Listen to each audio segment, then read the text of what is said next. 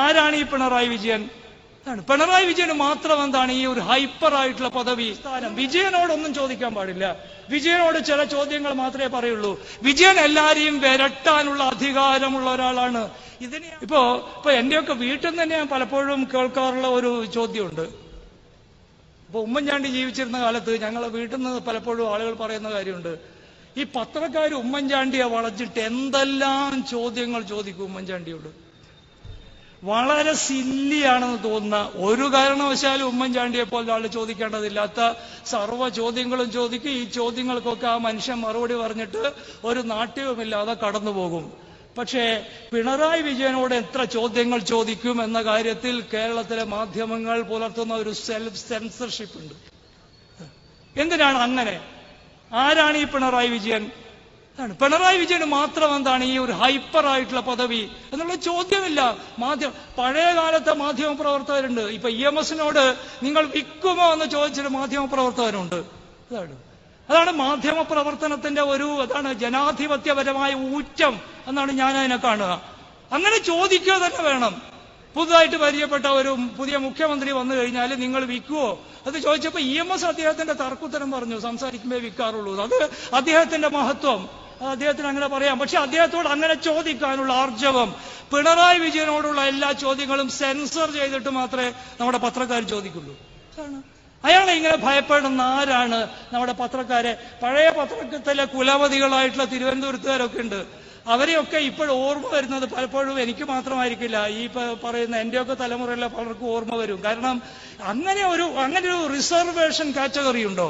അങ്ങനെ റിസർവ് ചെയ്തൊരു സ്ഥാനം. വിജയനോടൊന്നും ചോദിക്കാൻ പാടില്ല. വിജയനോട് ചില ചോദ്യങ്ങൾ മാത്രമേ പറയുള്ളൂ. വിജയൻ എല്ലാരെയും വിരട്ടാനുള്ള അധികാരമുള്ള ഒരാളാണ്. ഇതിനെയാണ് ഫാസിസം എന്ന് പറയുക. നിങ്ങളെ ഒരു ചമ്മട്ടി കൊണ്ട് നിയന്ത്രിക്കാൻ, കയ്യിലൊരു ചമ്മട്ടി എടുത്തിട്ടല്ല. മുസോളിനിയുടെ കയ്യിൽ ചമ്മട്ടി ഉണ്ടായിരുന്നു എന്ന് മുസോളിനിയുടെ ഏറ്റവും വലിയ ശത്രു പോലും പറഞ്ഞിട്ടില്ല. ഹിറ്റ്ലറുടെ കയ്യിൽ ഒന്നും ഉണ്ടായിരുന്നില്ല. അയാള് ഈ പറയുന്ന ഒരായുധവും ഉപയോഗിച്ചിട്ട് എന്തെങ്കിലും ചെയ്തതായിട്ട് ലോകം രേഖപ്പെടുത്തിയിട്ടില്ല. പക്ഷേ അവരുടെ കയ്യിൽ അദൃശ്യമായ ചമ്മട്ടികൾ ഉണ്ടായിരുന്നു. അവര് വാസ്തവത്തിൽ ഈ ജനാധിപത്യ വിരുദ്ധമായ ഫാസിസത്തിന്റെ സർക്കസിലെ റിംഗ് മാസ്റ്റർമാരായിരുന്നു. അങ്ങനെ ഫാസിസ്റ്റ് സർക്കസിലെ റിംഗ് മാസ്റ്റർ സ്ഥാനം പിണറായി വിജയന് കൽപ്പിച്ചു കൊടുത്ത ഒരു CPM ഉണ്ടായി വന്നു. അത് വാസ്തവത്തിൽ അതിന്റെ ദീർഘപ്രക്രിയയൊക്കെ ഉണ്ട്. ഇപ്പൊ അടുത്ത ദിവസം എന്റെ ഒരു സുഹൃത്ത് ഏതോ യൂട്യൂബ് ചാനലിൽ പറയുന്നുണ്ടായിരുന്നു, VS അച്യുതാനന്ദന്റെ കാറിൽ കയറാനുള്ള അനുമതി കിട്ടുന്നതിന് വേണ്ടി വിഷണ്ണനായിട്ട് പുറത്ത് കാത്തു വെക്കുന്ന ഈ പിണറായി വിജയനെ ഞാൻ കണ്ടിട്ടുണ്ടെന്ന്.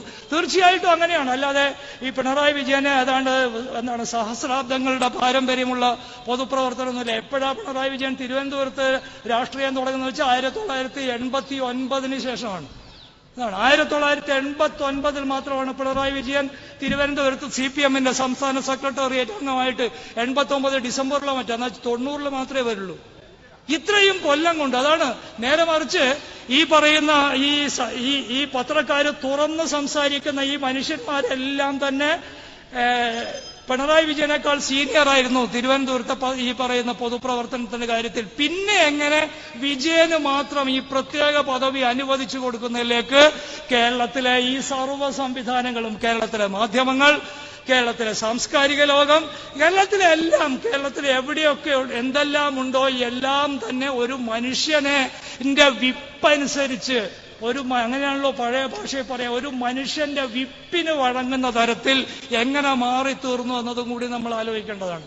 അതിന്റെ പുറത്ത് സംഭവിച്ചതാണ് TP ചന്ദ്രശേഖരന്റെ കൊലപാതകം.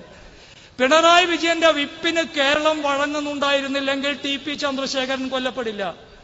പിണറായി വിജയന്റെ വിപ്പിന് കേരളം വഴങ്ങുന്നുണ്ടായിരുന്നില്ലെങ്കിൽ ഈ കല്യോട്ടെ ഈ പറയുന്ന ചെണ്ട കൊട്ടി നടന്നിരുന്ന 2 ചെറുപ്പക്കാർ കൊല്ലപ്പെടില്ല. പിണറായി വിജയന്റെ വിപ്പിന് കേരളം വഴങ്ങിയിരുന്നില്ലെങ്കിൽ ഈ പറയുന്ന വട്ടിയൂർക്കാവിലെ കുപ്രസിദ്ധമായ കൊലപാതകം നടക്കുമായിരുന്നില്ല. ഈ പറയുന്ന ഇപ്പോഴെല്ലാവരും വളരെ ഖേദത്തോടെ പറയുന്ന സിദ്ധാർത്ഥന്റെ കൊലപാതകം നടക്കുകയില്ല. തിരുവനന്തപുരം കേരള യൂണിവേഴ്സിറ്റിയിലെ കലോത്സവം ഇങ്ങനെ നടക്കുമായിരുന്നില്ല. കേരളത്തിലെ ക്യാമ്പസുകളിൽ മുഴുവൻ ഇടിമുറികൾ ഉണ്ടാകുമായിരുന്നില്ല. ഇത് മുഴുവൻ ഉണ്ടായത് ആളുകളെല്ലാം പറയുന്നുണ്ട്. അത് എനിക്ക് തീർച്ചയായിട്ടും യോജിക്കാനാവാത്ത കാര്യമാണ്. കമ്മ്യൂണിസം എന്ന് പറയുന്ന എല്ലാ കാലത്തും ഇങ്ങനെയാണ് എന്ന ആളുകൾ പറയാൻ ഇപ്പോഴീ സൗകര്യം ഉപയോഗിക്കുന്നുണ്ട്. ഇങ്ങനെ അല്ലാത്തൊരു കമ്മ്യൂണിസത്തെ എനിക്ക് പരിചയമുണ്ട്.